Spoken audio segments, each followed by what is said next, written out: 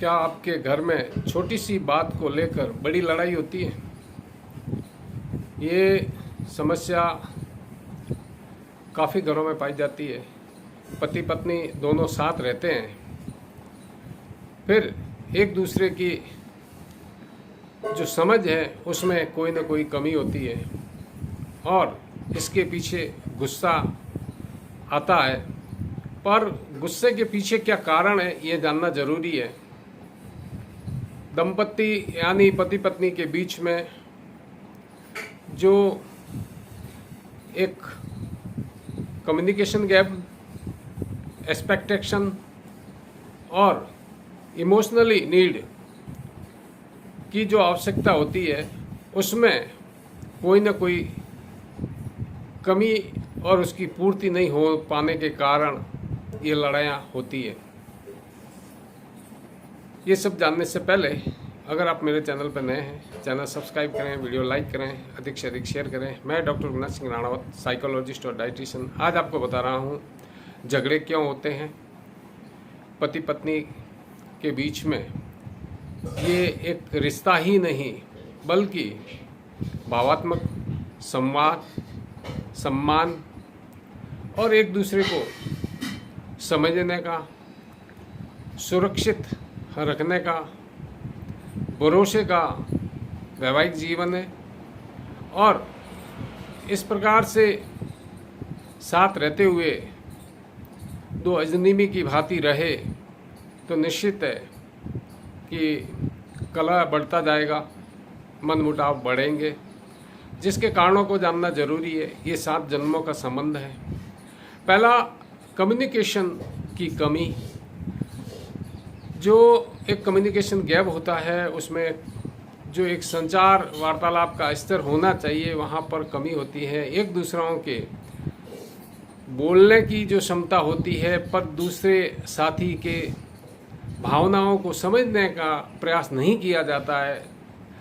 वहाँ पर बैठकर बात करना जरूरी होता है। दूसरा जो होता है वो कारण है अत्यधिक अपेक्षाएं। असीमित अपेक्षा करने से हम अपनी पारिवारिक दायित्व या जवाबदारी, विश्वास से अधिक हम उससे अपेक्षा कर लेते हैं। वहाँ पर उपेक्षित होना एक सामान्य कारण बन जाता है। तीसरा जो कारण होता है वो पुरानी बातें। कई दफ़ा ये होता है कि व्यक्ति के साथ में पुराने मनमुटाव, पुराने बातों को लेकर कोई खेद, झगड़ा होता है और नित्य नए वापस कुछ छोटे छोटे स्टेप ऐसे आ जाते हैं। पुराना तो मिटा ही नहीं, ख़त्म नहीं हुआ और नया विवाद शुरू हो जाता है। फिर एक आदत ढलने की स्थिति आ जाती है। और चौथा जो कारण होता है वो सम्मान की कमी। एक दूसरे को रेस्पेक्ट करना चाहिए, सम्मान देना चाहिए, उनके भावों को समझना चाहिए। और व्यक्ति सोचता है कि मेरे बिना कहे मेरी भावनाओं को मेरा साथी समझ ले, ये कैसे होगा। 4 कारण बताएं आपको। 5वां कारण है, हो सकता है कि आपके परिवार में आपकी आर्थिक स्थिति को या अपने बच्चों को लेकर भी दिक्कतें होती है। तब ये समस्याएं निरंतर जारी रहती है। अगर परिवार में बैठ के ये सुलह कर ली जाए तो इस समस्या का समाधान निकल सकता है।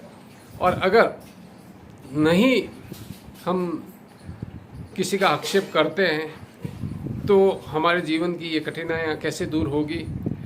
इसके लिए आपस में लड़ने झगड़ने से तो बढ़िया है बैठ के बात की जाए।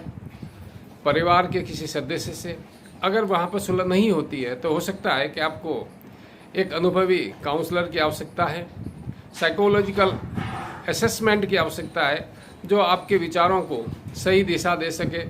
आपके विचार सही दिशा में हों, पूर्ति न कर पा रहे हों या विचार उत्पन्न हो रहे हों, पर्याप्त न हो, गलत हों, तो उसको सही दिशा दी जा सकती है। इस प्रकार से अगर आपको साइकोलॉजिकल कोई काउंसलिंग की आवश्यकता है तो राणावत डाइट साइकोथेरेपी से जुड़े रहिए। मिलते हैं नए अपडेट वीडियो में, तब तक के लिए जय हिंद, स्वस्थ रहें, मस्त रहें।